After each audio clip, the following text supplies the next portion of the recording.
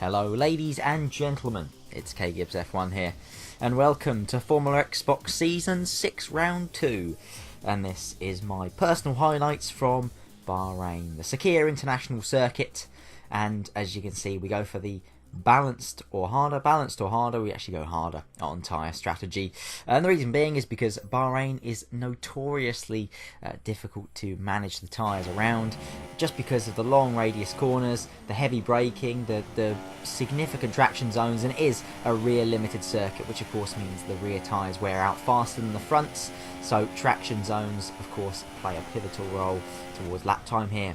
And with a big opportunity for an undercut as well, you've got to watch out for that in the race. You've got to make sure that you are getting into the pits before your rivals do. As you can see, I made a big hash there on my fastest qualifying lap of the final turn. I dropped 2 or 3 tenths on the delta just in the final corner. A little bit too much speed on the way in, and that translated to a little bit too much curb on the way out. So 9th place for us, which to be fair is a better qualifying result than we usually manage in Formula Xbox. So we'll take that. I was probably going to start on the super soft tyres anyway, in all fairness, even if I was outside the top 10. So not too bad a result really. And as you can see, we were half a second up on Vapid in 10th anyway, so it wasn't like we were about to be pipped to 9th or 10th place by anyone behind. So 9th place, decent starting position. As you can see, the guys ahead are in a different league in terms of pace. 29.9 from Worthy for pole position. I believe he's the record holder on time trial around here as well, so many people's tip for pole position in all fairness, and ultimately he delivered on that promise. So as you can see, we've got the I don't really know why I watched this F1 2016 intro there. I just wasted time when I could have been working on my strategy, but there we go. As you can see, strategy wise, we're looking at super soft, soft and a medium stint. At least that's what the game wants to set us up on. When I've been practicing, I've been actually switching to a medium tyre, as you can see there in the middle stint, so we've just amended that now, sticking onto an earlier stop to go from super soft to medium, and then potentially opting for a soft stint at the end, potentially medium, and that's why we've gone for 2 sets of medium tyres, the harder option, so that we have that flexibility strategy wise, that if we need to extend that final stint we can do. So enough about tyres. We've got 3, 4 and 5 red lights. Lights out and away we go. As you can see, Noor, he was checked out far earlier than we did off the grid, as he seemed to get a bit of a lag start there, and he actually took the lead. Did give the time back a little bit later on though, but as we head towards turn 1, I've gone super cautious on the brakes. I've been tagged from behind. I've tagged the side of a Force India, a Vapid Coot as well, and it was actually Drastic Devil behind us who totally misjudged the braking into turn 1. Probably didn't anticipate us being quite as cautious as we were into turn 1, and he clattered into the back of us and set off a chain reaction. Speaking of chain reaction, the Haas of Liam and Drastic Midget came together there. We overtook Vapid in all of that carnage, and we had to give the place back to him. We've lost the position of Drastic Devil as well, so we've lost 2 positions to 2 Force Indias, one which we had to give back and one which we most certainly didn't, but Drastic Devil, canny as ever, snuck through anyway. So at the end of that frantic first half of lap 1, we're in P8 now. We've got the 2 Force Indies, as I mentioned, ahead of us in P6 and P7, but Drastic Devil is surely going to need to pit for front wing damage at the end of this lap anyway, so that will be another place scooped up by us. And we've got Feely in the Sauber behind us, and crucially, starting outside the top 10, he's on the soft compounded tyre. As we go wide through turn 11, that's given him the opportunity up through 12 and 13. He's on the outside, but he's made that line work there. Fantastic move from Feely. We've died back down the inside at turn 14, but massively overcooked it, and Feely cruises back past us once again, and that is critical because of course Feely is on the soft tyres. He's going to go further in this first stint, and while we want to be putting in some fast lap times on our super soft tyres, we're going to have to make our way past Feely if we want to convert this early stint and make the most of what are the quali tyres. So we're in his slipstream, but he's in the slipstream of Vapid, and he may even have a look at the Force India into turn 1. He does indeed. He's down the inside of Vapid. The 2 of them come very close together on the exit. We've got a box office view of this, and as we get good traction out of turn 2, we might have a run on the Sauber up the hill. The problem for us is that the Sauber's got a run on the Force India, so it's not going to about to make it 3 abreast. We back out of that one for now. Feely down the inside of Vapid. We then follow him through as well to have at least made up the place on the Force India, but we have to tuck in behind the Sauber of Feely for now. It's a purple sector 1. I get all excited, but then realise it's only lap 2 anyway, so it really absolutely means nothing. But it's Feely P6, us P7, Vapid P8, and several cars in a queue behind.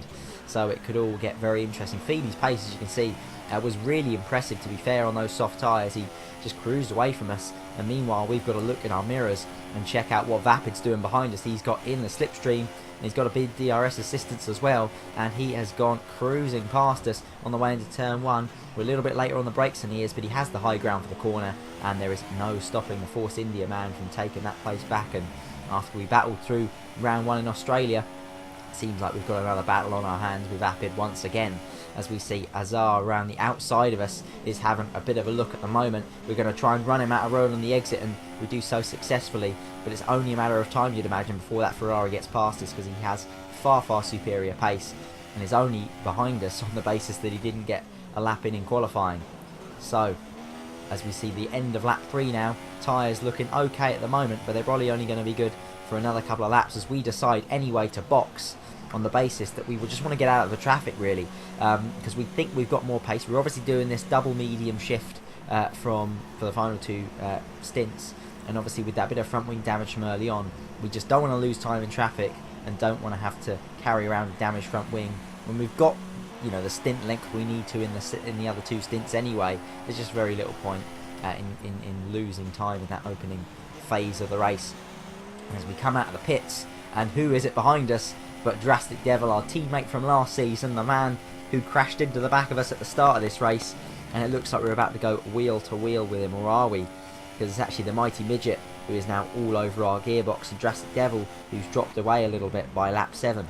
So as we head through the final corner now, Mighty Midget, who had his own dramas, you may have noticed on lap 1 when he exited stage left and took to the grass even before he'd passed the start finish line, and he's now on a charge as well, on a comeback, as he cruises past us on DRS. And we haven't really put up much of a fight there, because we know it's not really our battle at the moment. We're at different phases in our race, and to be fair, we think the Mighty Midget's probably going to come back to us a little bit later on anyway. And of course, he's managed to close down Vapid and bring Vapid to us as well, so he's given us a good tow up to the Force India, and we've gone down the inside into turn 4. Late move there. I wasn't really sure about it until the very last minute when I braked later than he did. And as we head into the downhill section of 6, 7 and 8 now, we've made that move stick. So job done for now, and he's not close enough to make a move into turn 8 either. So that's P8 for us, and can we stick to the coattails of the Mighty Midget and hope he can tow us up to the next cars ahead? Well, probably not, because as you can see, the Force India has a lot of pace, and here comes Vapid going down the inside into turn 11. I went into the inside, Vapid went even further to the inside and got that better line basically into turn 11. So he's made that stick. He's on the outside for 12. We give him lots of room, a bit too much room potentially, and he gobbles all that up and says thank you very much, I shall take P8 from you. But he gets wide on the exit curb, and that's given us an opportunity now on the run down into the final corners of turn 15 and 16. Can we make the move stick? He's later on the brakes than we are. We've tucked in behind him. We've made contact with the back of the Force India, and that's cost us several seconds there and put Sinan right on our gearbox.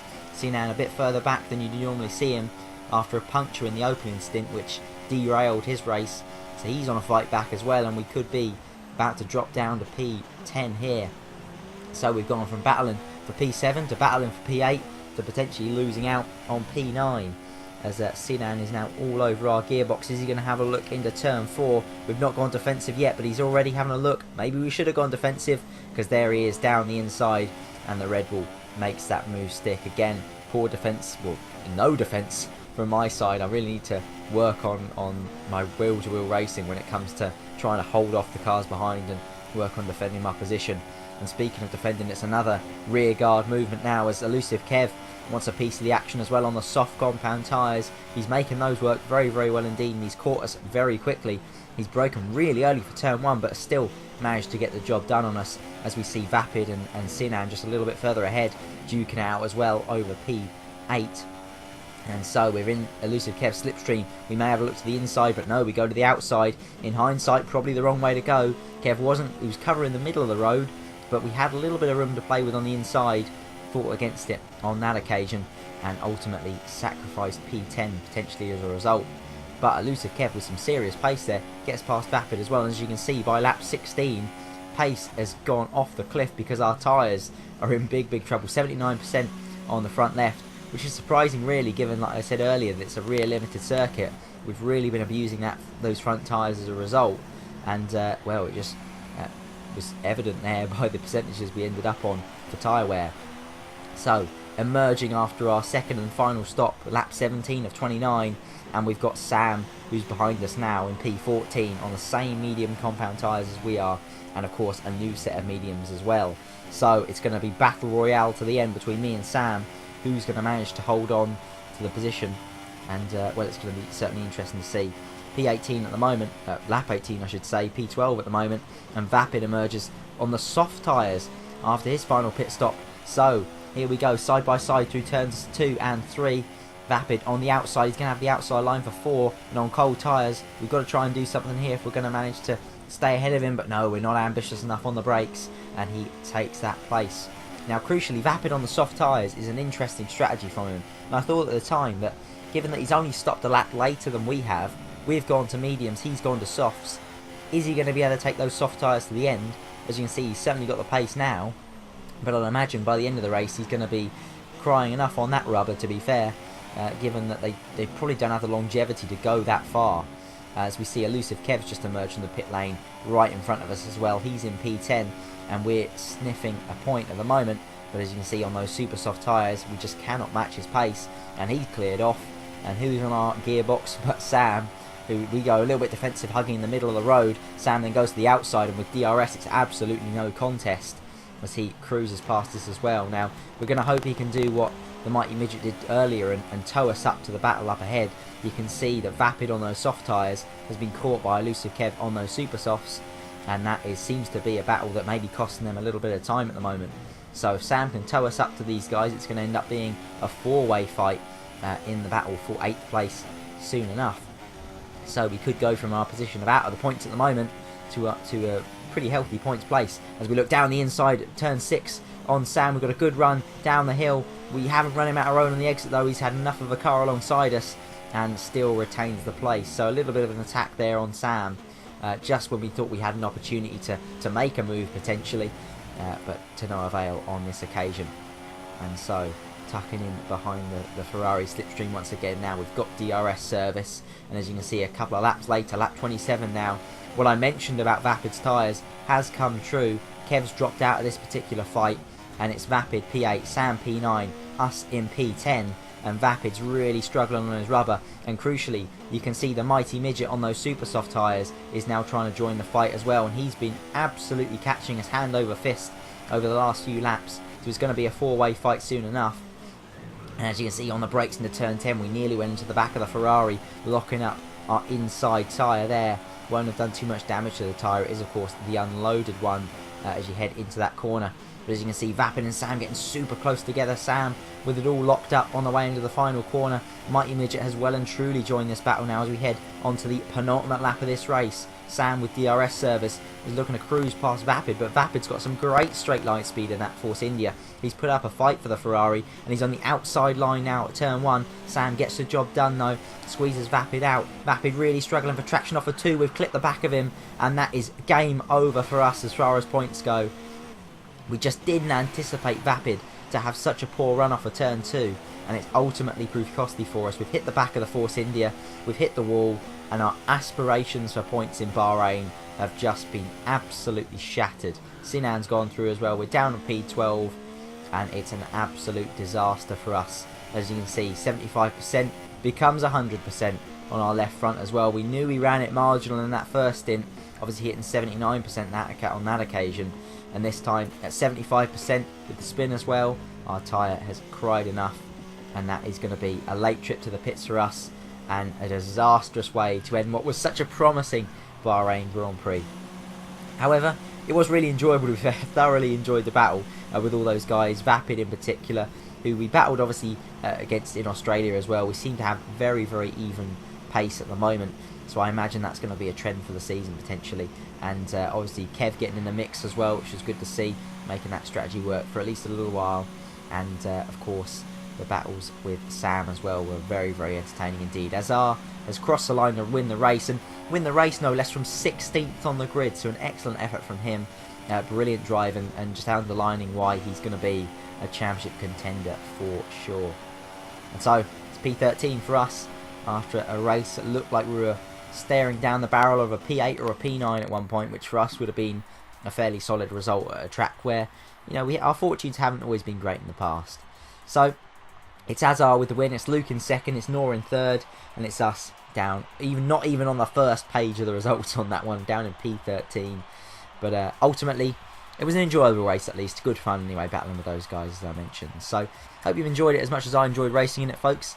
Please leave your thoughts in the comment section below as to your thoughts on the race. If you took part in this race as well, of course, then please leave your thoughts as to how your races went as well in the comments. Just adds a bit of meat to the bones as such, telling the story of the race. If you've liked the video, please leave a like as well. And if you're interested in seeing more of Formula Xbox, more of F1 2016, and of course Rocket League content as well, then be sure to subscribe to the channel. But until next time, folks, again, thank you ever so much for watching, and I shall see you very soon. Goodbye.